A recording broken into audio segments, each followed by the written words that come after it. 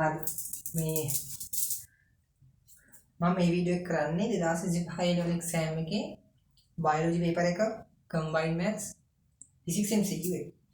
ඔන්න papers තුනම ඉවර වුණාට පස්සේ අන්න chemistry paper එක තාක් කරලා තමයි කරන්නේ. පළවෙනි දේ මේකයි.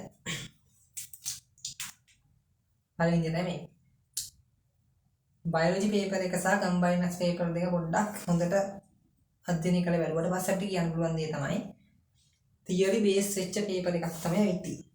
සම්පූර්ණයෙන් theory ම තමයි check කරලා දෙන්නේ යාළුවනේ. theory මත පදනම් වෙච්ච paper එකක් තමයි වෙන්නේ. එතකොට මේ ඒක තමයි තියෙන්නේ. මේ chemistry paper එක මොන වගේ වෙයිද? මුලින්ම කියන්න ඕන දේ තමයි අපි A level වලට යන්න කලින් past papers කරලා යනවානේ. past papers කරලා යනවා. අලුත් මතයක් නේ past papers කරලා ගියහම කරලා ගියට වැඩක් නැහැ. past papers කරලා ගිහුවාට කෙලවිලා එහෙම කෙලවීමක් කියලා නැහැ. බොරු. එහෙම නෙමෙයි. ඔය කෙලවිලා තියෙන්නේ past papers කටපාඩම් කරලා ගිහම කට්ටිය. තේරුණා? past papers කරලා ගියාට කෙලවෙන්නේ නැහැ කාටවත්. එහෙම යන්නේ කරලා තමයි යන්න ඕනේ. ඒක මොකද කරන්නේ නැතුවේ. past papers කරන්න මුල් papers කරන්නද? එහෙම බෑනේ. past papers කරලා තමයි අපි මුල් papers වලට යන්නත් ඕන.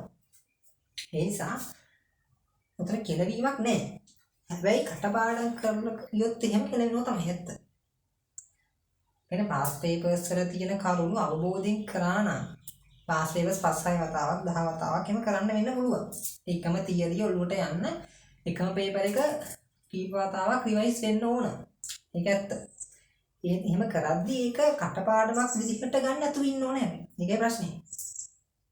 මේ revise කරන්න කියලා 5-6 වතාවක් paper එක කරනකොට මේ උත්තර කටපාඩම් කරගෙන ඉඳලා දැන් 2015 10 ප්‍රශ්න උත්තරේ 5 කියන එක වට 4ක් 5ක් හරි මතකයි. 6 වෙනි වටේ කරද්දී 2015 දාන ප්‍රශ්න උත්තරේ 5 කියලා හරි අදාළ නැහැ. උදාහරණයක් කිව්වොත් 2015 පස්වෙනි ප්‍රශ්න උත්තරේ 2 කියලා හිතන්න. ඔයා 5 වෙනි වටේ කරද්දී 2015 පස්වෙනි ප්‍රශ්න උත්තරේ 2. 6 වෙනි වටේ කරද්දී 2015 පස්වෙනි ප්‍රශ්නෙට එනකොට උත්තරේ 2 කියලා මතක් වෙනවා. ඔයා ඒත් එක්කම 2 කියලා නිකන් ගහගෙන ඉන්න හරියන්නේ නැහැ. උත්තරේ 2 කියලා මතකයි 6 වෙනි වටේ කරද්දී. ඇත්ත මතක තියෙන්න ඕනේ. මම නෝස්සෙකින් එතකොට දෙකක් පේව 6 වතාවක් කරපන් මතක තියෙන සාමාන්‍යයෙන්. හරිද? එහෙමයි කියලා ඒකම ගහන්න බෑ. නැවත වතාවක් වෙන අනින් හදලා උත්තරේ අරන් 2 කියන එක ගන්න. එක වෙන වතාවක්. එහෙම තමයි කරන්න. එතකොට කටපාඩමින් කරාට මේක ඉතින් ලකුණු වැඩිමක් එන්න එක තියෙන්න ඕනේ. පොඩි ළමයි නෙමෙයිනේ. හරි. එතකොට මෙහෙමයි. ඔය කතාවත් එක්ක 2025 පේපර් එකේ මෙහෙම දෙයක් තමයි වෙලා තියෙන්නේ. අපිට කියන්න පුළුවන් මෙහෙම දෙයක්. අනිවාර්යෙන් past papers වල තියෙන කරුණු ඒ විදිහටම මේ පරපේපර් එකේ තියෙනවා. සැකයක් තියාගන්න එපා. ඔය ගීමින් කියන්නේ.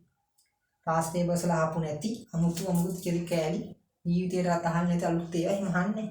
සිලබස් එකෙන් තමයි papers මෙච්චර කල් හැදුවේ. සිලබස් වෙනස් වෙනකම මේ තියෙන සිලබස් එකෙන් තමයි paper හැදෙන්නේ. නේ? එතකොට එවනේ. එතකොට 2015 paper එක තමයි කතාව තියෙන්නේ. කටපාඩම් නොකර ඉස්සරහට යamak තමයි තියෙන්නේ. මේ පාර paper එක ගැන කිව්වොත් past papers වලින් තමයි සම්පූර්ණ හැදෙන්නේ. හැබැයි අපි කලින් නොදකපු විදිහේ රටාවක් තියෙන්න පුළුවන් මේක. මොකද ඒ කියන්නේ එහෙමයි. ඒකෙන් කියවෙන්නේ 31 40 ප්‍රශ්න ටික වෙනස් වෙලා 41 50 ප්‍රශ්න ටික වෙනස් කරලා මුතු විදිහකට එහෙම එකක් නෙමෙයි කියන්නේ. ඕගනික් ප්‍රශ්න 10ක් එනවා. ඉනෝගනික් ප්‍රශ්න 5යි. එහෙම අපි සංයුතියක් වලින් ආගෙන ඉන්නනේ. වාසියසල ප්‍රශ්න මේ රටාවක් තියෙනවානේ. ඕගනික් ප්‍රශ්න 8යි 12යි අතර සාමාන්‍යයෙන් අහනවා. එහෙම අපි නිකන් අර අයිඩියා කොල්ලේ තියෙනවානේ. අනිත් සංයුතිය කියන එක යාට වෙනස් කරන්න පුළුවන්. යාලා කියලා නෑ කොහෙවත් හැමදාම ඕගනික් ප්‍රශ්න 10ක් දෙන්න ඕන. එහෙම එකක් කියලා නෑ නේ ඒගොල්ලෝ. යාට එහෙම මේ එහෙම එක තමයි කොටු වෙලා නෑ ප්‍රශ්න සංඛ්‍යාවක්. ෆිසිකල් ප්‍රශ්න තමයි වැඩිපුර දාන්නේ. එහෙම එකක් නෑ. යාට ඕන විදිහට සංයුතිය වෙනස් කරන්න පුළුවන්. සිලබස් එක ඇතුලේ සිලබස් එකේ සීමාව ඇතුලේ යාට පුළුවන් උපරිම සෙල්ලම යාලා දානවා. ඒක අනිවාර්යෙන් කරන දෙයක්. හරිද? ඒ නිසා අපි දැනගන්න ඕනේ يعني පේපර් එක නිකන් දැක්කහම වෙනස් බවක් තිබ්බොත් හොඳම උදාහරණය 2023 පේපර් එක. 2022 පේපර් එකක් කරලා 2023 පේපර් අතට ගත්තා. පේනවා ලොකු වෙනසක් තියෙනවා. මේ වෙනස බරපතල වෙනසක්. මාත් 2023 ලියුවේ. 22 පේපර් එකත් එක්ක 23 පේපර් සංසන්දනය කරද්දී ලොකු වෙනසක් තියෙනවා. වෙනස ගොඩක් වැඩි. 2023 පේපර් එක කියලා කියන්නේ තියරිම විතරයි ඒකේ. හදන් දීමේ පොඩි ගණන් දෙක තුනක්. ඒකේ සුළු කිරීම පොඩ්ඩක් ඇති එකපාර උත්තර එනවා. ලොකු දෙයක් නේ. අන්න ඒ නිසා අපි තේරුම් ගන්න ඕන දේ තමයි තියරි බේස් වෙච්ච පේපර් එකක් එන chance එකක් තියෙනවා. හරිද? තියරි බේස් වෙච්ච පේපර් එකකින් chance එකක් තියෙනවා. ඒක ආවහම අපි මුලින්ම කියලා යවන්නේ බය වෙන්න එපා. සමහර විට මොමල්ද 24 තියරි බේස් වෙච්ච පේපර් එක. 23ත් එහෙම. දැන් අලුත් ට්‍රෙන්ඩ් එක අනුව මහා පත ගණන් එනවා 2016 17 වගේ මහා ලොකු ගණන් තමයි තියෙන සුළු කරගන්න බැරිය. නේ? ඒ වගේ එකක් දෙක තේරුමක් නැහැ. ඒතකොට මැත්ස් ළමයි ඉක්මන සුළු කරනවා, බයෝ ළමයි සුළු කරන්න බැලුව මේ වෙලාවක ඉන්න ඉති බෑද කියනවා. නිසා පැය දෙක කාලෙද මැනේජ් කරන්න පුළුවන් සීමාවක් තියෙනවනේ. මේ යද්දි සුළු කිරි පොඩි ටිකක් විතරක් දෙයි. කියන්න ඕනේ නැහැ බය වෙන්න එපා කියන්නේ.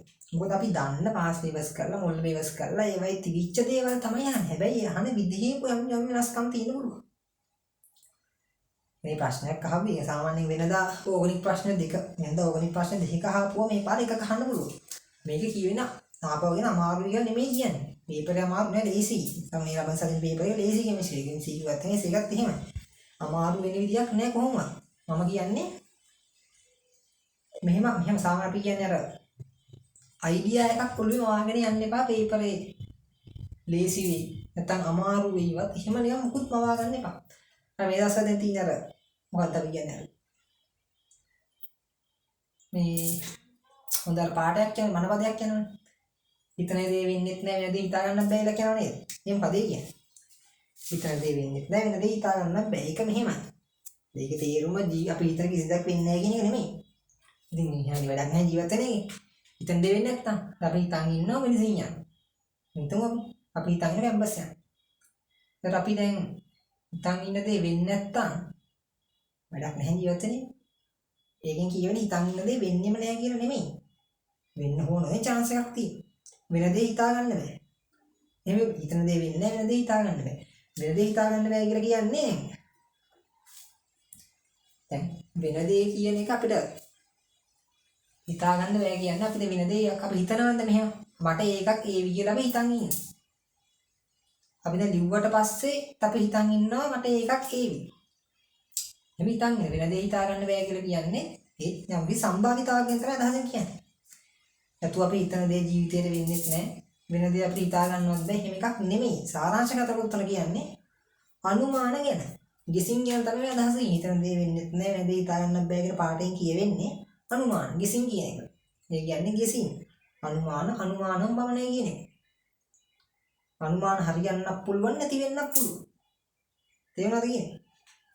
අනුමාන කියන එක අපි ඒක ඔළුවේ ලොකුවට තියාගන්න එපා. අනුමාන මෙහෙමයි මේක ලොකු අනුමාන පිළිබඳ ලොකු බලාපොරොත්තුවක්. ඉස්සරහට වෙන්න තියෙන දෙයක් ගැන දැන් ඉඳන් නිශ්චිත මේ උපකල්පනයක් මවා ගන්න එපා. උපකල්පනයක් වශයෙන් පමණක් තියාගන්න. මෙහෙමම වෙයි කියලා බලාපොරොත්තු එක්සෑම් එකට යන්න එපා. පේපර් එක මේ විදිහම වෙයි කියලා බලාපොරොත්තු ඊට පස්සේ එහෙම නොවුනොත් ලොකු මානසික කඩාවැටීමකට ලක් වෙනවා. එහෙම නේද? තමයි.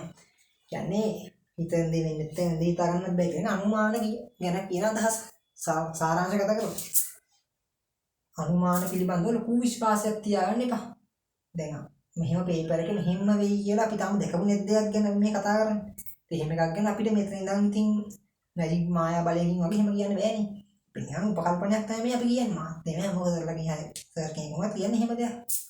නිසා ඒක ගැන අයිඩියා එකක් මේ කියන දේවල් ගැන තියාගන්න නැතුව මේවා කිසි දෙයක් නැතුව ඔයාලා හිතන් ඉන්න දේවත් ඔයාලා පේපර් එක මෙහෙම වෙයි කියලා ඔළුවේ තියාගන්න අයිඩියා එකවත් ඕකට වඩා ලොකුට තියාගන්න යන්න එපා. මොකද එහෙම වුණොත් දැන් මම කියනවා තියරි පේපර් එකක් ගැන තියරි වලට මේ බල වෙච්ච පේපර් එකක් කි. මම කියනවා අමාරු පේපර් එකක් කි. මම කියනවා ලේසි පේපර් එකක් කි. මම මේ කියන්නේ මම දැකපු නැද්ද දෙයක් ගැන. එතකොට අපිට මේ හැම දෙයකටම මේ මූද නැතිව තියෙනවා. ඒක තමයි කියන්නේ මානසිකව ශක්තිමත් වෙන්න. පේපර් එක මොන වගේ වුණත් අපි ඒකට මුන් දෙන්න ඕන. මම කියන අමාරු කියන්නේ නෙමෙයි. ඔයාලා කලින් මෙහෙම ගොඩාක් ලේසි විදිහට හිතන් යන්නත් බෑ. ගොඩාක් අමාරු විදිහට හිතන් යන්නත් බෑ. ඒකම කියන්නේ. සාමාන්‍යයෙන් අපි දන්න දේවල් එනවා කියලා විතරක් පොළු විදියන් යන්නේ. අපි දන්න ටික තමයි එන්නේ. ඒක අහන විදිය පිළිබඳව එතෙන්දී මේ අදාළ විදිහ අනුගත වෙලා මේක කියන්නේ නැහැ. ප්‍රශ්න අහන ස්ටයිල් වෙනස්. ගිය පාර තාපාංක ප්‍රශ්නයක් ඇහුවා එච් බන්ධන ස්ථිර දින ලන්ඩන් වල. තාපාංක විචලනය දැනගත්තට සමහර ළමයි ප්‍රස්තාව දැක්කට පස්සේ බය වුණා. එහෙමද? මෙච්චර සාමාන්‍ය ප්‍රස්තාවයක් අහලා තිබ්බේ 2020ත් අහලා තිබ්බේ එක. සාමාන්‍යයෙන් එහෙම ඉබ්ලිල තමයි වයි වහන්නේ. ඒ වගේ ඔබට පස්සේ ඉතින් බය වෙන්න එපා. බය වෙන්න ඕනේ නැහැ. අපි තියරි දන්නවා නම් ඒක ඇප්ලයි කරන්න පුළුවන්. ඒකට කුරුළු ගන්න මාතු ගන්න නැති වන්තයි කියන්නේ තියරියක් ඇප්ලයි කරන විදිහ. ඒකේ නිර්මාණශීලී ප්‍රශ්න වල තියරිය ඇප්ලයි කරන විදිහ වෙනස්. කෙමිස්ට්‍රි කියලා කියන්නේ මහා අමාරු ප්‍රශ්න ගන්න එක නෙමෙයි. ජීවිතේට අහන්නේ තියරි දාගෙන එහෙම නෙමෙයි. එකම තියරිය අහන්න පුළුවන් විදිහ පැටර්න්ස් තියෙනවා. මේ පැටර්න් ගැන පොඩ්ඩක් අවබෝධයක් තියාගන්න ඇති. නැතු වෙන නිකන් මහා අමාරු දේවල් කරගෙන ඉන්න බොරුට අමාරු වෙටෙන්න ඕනේ නැහැ. හරිනේ ඇප්ලයි කරන විදිහ විතර ගත්තා හරිනේ. ඒක විතරම කටපාඩම් කරනවා කියන එක නෙමෙයි. මේ තර්ක ටිකක් තියෙනවා අපි ඇප්ලයි කරනවා. තියරක් ඇප්ලයි කරද්දී අපි භාවිතා කරන ලොජික් ටිකක් තියෙනවා. මේ තර්ක ටික වෙනම කියලා ගත්තා නම් හරියි. එතකොට එසේ පේපර් එක ගැන කියන්න තියෙන්නේ. ඉතින් අපි දන්න දේවල් තමයි ඉන්නේ එසේ කරන අමාරු කියන්නේ. අර සමාවයයික ප්‍රශ්නේ ඊපාර අමාරු කියන්නේ මොකද? ඒතර පැටර්න් එක පොඩි වෙනසක් කරමින් අමාරුයි වටේ. එහෙම අමාරුවක් නැහැ ඒකේ. මොකක්ද උනේ? අපිට සාමාන්‍යයෙන් කාබනික සංයෝගයක නම දුන්නට පස්සේ සංයෝගය නම දුන්නට පස්සේ අපිට ඒක ඇඳ ගන්න බැරිද? ඇඳ ගන්න පුළුවන් නේ. උතන උනේ මොකද්ද? උතන උනේ මෙච්චර කාල ජීවිතයේ මේ වාස්තවික ප්‍රශ්නයක සමාවයයික ප්‍රශ්නේ ඇතුලේ නම දීලා අඳින්න දුන්නේ. නම දීලා ඒකෙන් ඇඳගෙන ඉස්සරහට යන්න විදිහට ගානක් දුන්නේ නැහැ. නැතුව අපිට ඔයාලට නැතුව මේ නම දුන්නට අඳින්න බැරුව නෙමෙයි. ඒ වගේ ප්‍රශ්නෙට හුරු වෙලා තිබුණේ නැහැ. කවදාත් හිතුනේ සමාවයයික ප්‍රශ්නයක මෙහෙම එකක් වෙයි කියලා. ඒක නෙවුනේ. අන්න ඒ වගේ දේවල් වලට හුරු වෙන්න ඕනේ. එහෙම උනත් ප්‍රශ්නයක් නෑ ඕකේ. මම කරන්නම් වගේ අන්න එහෙම තත්ත්වෙ ඉන්නවා. අනිත් දේ තමයි ඔයාලා එක්සෑම් එකට වාඩි වෙන මොහොත දක්වා විතරයි ඒ එක කියන එක ඔළුවේ වැඩ කරන්න ඕනේ. ඒවත් තියාගන්න. මම ඒකක් ගන්නවා කියන එක ඔළුවේ වැඩ කරන්න ඕන කෙමිස්ට්‍රි වලට ඔයාගේ අතර පේපර් එක ලැබෙන මොහොත වෙනවා විතරයි. එතනින් එහාට පේපර් එක අතර ගත්තකම සම්පූර්ණ නිදහස් මිනිස්සෙක් වෙන්න ඕන. පේපර් එක අතර ගත්ත වෙලාවෙ ඉඳන් ඒකක් කියන එක ඔළුවට ආවොත් මට MCQ 45ක් ගහන්න ඕන කියන අයිඩියා එක ඔළුවට ආවොත් ඒක ලොකු බරක් වෙනවා. ඒ බර ආවොත් එහෙම 45 ගහන්න බෑ ඇත්ත කියන්නේ. ගන්න බෑ. කොහොමද කරන්නේ? සා පේපර් අතර ගත්ත වෙලාවේදී සම්පූර්ණ නිදහස් මිනිස්සෙක් වෙන්න. බොරුවට නිකන් අනවශ්‍ය ප්‍රශ්න ඔළුවට ගන්න යන්න එපා. හරි ඒක එනවා නම් ඒ නැත්තම් නිකන් ඉඳින්. දන්න එක වැඩි යන්න. ඒක කියන එක අතාරින්. කෙටියම කිව්වොත් පේපර් අතර ගත්ත වෙලාවේ සම්පූර්ණ ආතල්ලේ මේ බැලුමිය. ආතල්ලේ කියන්නේ කනා ගන්න නෙමෙයි. තමන් දන්න තියරි ඇප්ලයි කරන ආතල්ලේ. ලස්සන කරගෙන මහා බරක්. මොකද කෙමිස්ට්‍රි කියන්නේ මේ එක්සෑම් එක ඉවරන පේපර් එක නේ. ඊට පස්සේ පොදු පරීක්ෂා ඉංග්‍රීසි නේ ඒවා සමයන් ගන්න. ඉන්සානේ. තමන්ගේ මේ අවසාන පේපර් එක විදිහට කෙමිස්ට්‍රි එක ලස්සන කරගෙන යන්නේ නේද? මේ ආතල්ලේ වැඩි කරගෙන යන්නේ බරක් ගන්න එපා. 35 වැඩින් ගහන්න ඕන. එහෙම නැත්නම් බර ප්‍රෙෂර් එක දැනුනොත් එහෙම හරි අමාරු මැනේජ් කරගන්න. ටයිම් එක දෙපා ටයිම් අන්බැලන්ස් වෙන්න යනවා. ඒ වගේ ප්‍රශ්න තියෙනවනේ. ඒ නිසා බය නැතුව අපි දන්න දේවල් විතර කොහොමද එන්නේ. මේ ටික Taman දන්න විදිහට ගිහින් ලියන්න. ඔය මීටර් විතරක් කොහොමද යන්නේ එහෙම එකක් නෑ. ඒකක් ගන්න පුළුවන් මීටර වල විතරයි. මේ බොරු කතාව. එහෙම කොහෙවත් එහෙම එකක් නෑ. ඕනමෙට ඒකක් ගන්න පුළුවන්. හැබැයි මම කිව් විදිහට ටික කරන්න. මොකද ප්‍රෙෂර් එක කොහොමද දාගන්න. පාස් වේවස් තියෙන තියරි ටික හරියට පොයින්ට් එකකින් MC පොයින්ට්ස් වන්දි කියදී ඔක්කොම උඩ ගන්න. එහෙම අරගෙන මේ එක්සෑම් එකට යන්න. නැතු කටපාඩම් කරන්න එපා. ඕනික් ප්‍රශ්නේ මේ විදිහට මේකට දාපොත් වෙන්න එපා. අහන විදිහ වෙනස් වෙන්න පුළුවන්. සමහරට වෙන්දාකින් අහන්න පුළුවන්. මම කියන්නේ වෙනස් වුණත් ඒකට කලබල වෙන්න එපා. අනේ ඒක නම් එහෙම වෙනස් කරන්න බෑ. සාමාන්‍ය ඕන නම් ඕනික් එකට පොඩි කර්මාන්ත කැලලක් දාලා බයි කරලා ස්ට්‍රක්චර් එකට පොඩි කැලලක්. ඒ කියන්නේ එහෙම කරන්න chance එක අඩුයි. දාන්න පුළුවන් ඉතින්. දැන් මට එන්න එපා ඉතින්. ඒක කරගන්න බැරි වුණත් ලොකු ගමු ගන්න නැති වෙන්නේ නැහැ. ඒකට බලපෑමක් වෙන්නේ නැහැ මොකද්ද? හරිනේ. එහෙනම් ඉතින් ඔක තමයි කියන්නේ.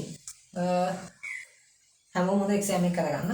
තමන්ගේ ලක් වලට යන්න පුළුවන් වෙන්න කියලා ප්‍රාර්ථනා කරනවා.